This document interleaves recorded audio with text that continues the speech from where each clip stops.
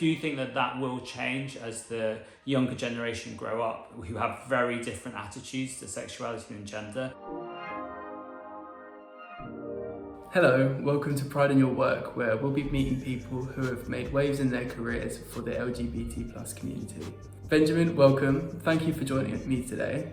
Could you just tell me a little bit about yourself and how PinkNews started? Well, hi, I'm Benjamin Cohen. My pronouns are he, him. I'm the Chief Executive of PinkNews. As the voice of the global LGBT+ community, we've grown to become a digital media company with purpose and with a mission. And our mission is to inform, inspire change and empower people to be themselves. How do you think representation of the LGBT+ community has evolved over recent years? And do you think there's still a way to go? I would say there's a long way to go to make it better. Some things are better. It's like an early-ish PinkNews story. I remember the BBC hosted a debate on its website, which was entitled something similar to, should gay people face execution? Or I think maybe they call it homosexuals face execution. Things like that, maybe it wouldn't quite do that now, but across the board, the media has been pretty dreadful when it relates to trans issues, particularly. There's been something that's happened, certainly in the last few years, that has just made the environment that much more antagonistic. In the UK, this is in like the post-Brexit, the culture war that has been sort of inflamed, and the government is certainly inflaming it at the moment, and that is allowing the media to, I just think, just go backwards so far. And what's just so crazy from my perspective is they're just alienating younger people from their publications.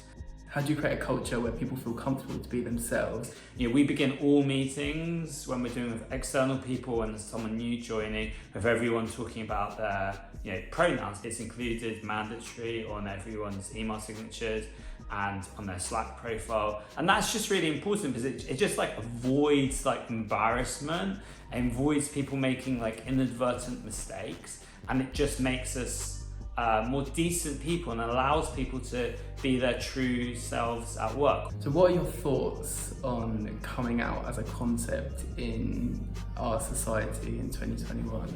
As a gay person, or a gay or lesbian person, you are needing to come out all the time. Just, if you're walking hand in hand with your husband or boyfriend or girlfriend or whatever it is, or wife, depending on who you are, you're coming out to the people who are on the street, who are driving past you. And that's something that we have to do.